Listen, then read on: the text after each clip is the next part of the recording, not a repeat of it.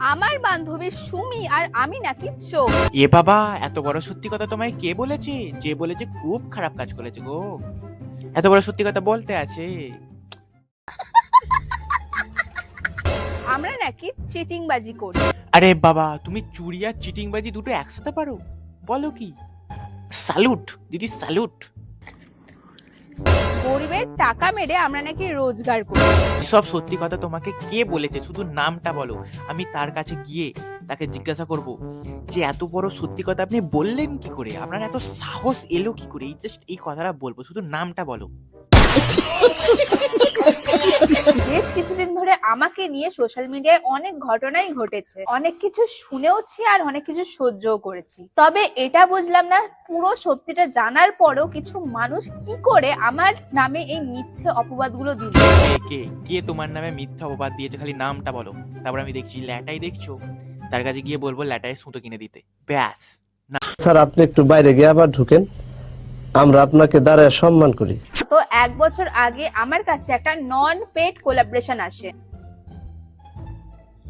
তো আমার ফেসবুক মেসেঞ্জারে আমাকে একটা মেয়ে মেসেজ করে, তার মেহেন্দি মানে হোমমেড মেহেন্দি আমাকে পাঠাবে অ্যান্ড সেগুলো আমি হাতে অ্যাপ্লাই করে সেই ভিডিও বানিয়ে তাকে প্রমোশন করে দেওয়ার জন্য আমাকে মেসেজ করার সঙ্গে সঙ্গে আমি তাদেরকে রিপ্লাই করি অ্যান্ড আমার অ্যাড্রেসও দিয়ে দিই, আমার ফোন নাম্বার সমস্ত কিছু দিয়ে দিই, সমস্ত ডিটেলস দিয়ে দিই অ্যান্ড আমার কাছে প্রোডাক্টও তারা পাঠিয়ে দেয়। এই প্রমোশনটা করার জন্য আমি কিন্তু ওনার থেকে কোনো রকম কোনো চার্জ নিইনি। ওনার ব্যবসার প্রচারের জন্য কিন্তু আমি নন পেড কোলাবরেশন করব বলেই ডিসাইড করি। সবই তো বুঝলাম, কিন্তু সমস্যাটা কোনখানে সেটা তো একটু বলবে নাকি? প্রোডাক্টটা আমার কাছে রিসিভ হয় 1 বছর আগে অ্যান্ড এমন দিনে রিসিভ হয় যেদিনকে আমি বেরিয়ে যাচ্ছিলাম মায়াপুরে। আচ্ছা আচ্ছা, মায়াপুর যাচ্ছিলে? আমার তো আর যা হলো না, দূর থেকেই প্রণাম করে। হ্যাঁ, তারপর বলো। প্রোডাক্টটা আমি আনবক্সিং করে আমি তাড়াতাড়ি করে ওর থেকে দুটো চকলেট ছিল ওর ভেতরে, দুটো চকলেট নিয়ে আমি বেরিয়ে যাই মায়াপুরের উদ্দেশ্যে। মায়াপুর আচ্ছা আচ্ছা, ভিতরে দুটো চকলেট ছিল নাকি? আচ্ছা, চকলেট খেতে খেতে মায়াপুর চলে গেছিলে আর ব্যাপারটা সব ভুলে গেছো, তাই তো?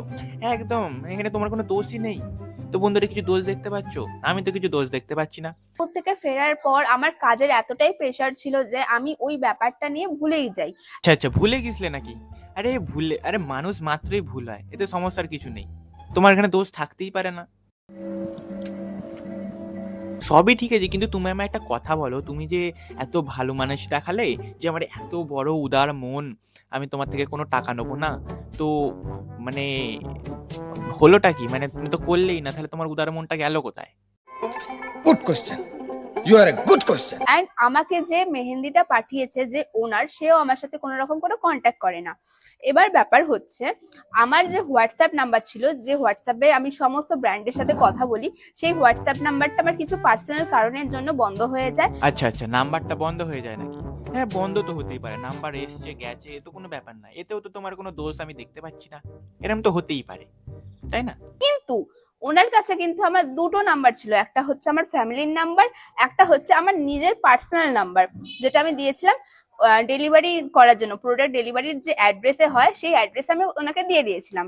1 বছর পর্যন্ত উনি আমার সাথে কোনো রকম কোনো কন্ট্যাক্ট করে না। আচ্ছা আচ্ছা, তুমি ভুলে গেছো, তোমার কোনো দোষ নেই, তাই তো? সে তোমার সাথে কন্ট্যাক্ট করেনি কি করেছে কি হয়নি, সেটা তার দোষ, তোমার কোনো ব্যাপার না, তাই তো? চকলেট খেয়ে নিয়েছো, ব্যাস খতম। মেন কথা হচ্ছে যে তোমার কোনো দোষ নেই, সব দোষ তার, তাই তো? সেই ওনারটার। ঠিক আছে, যাই হোক গে।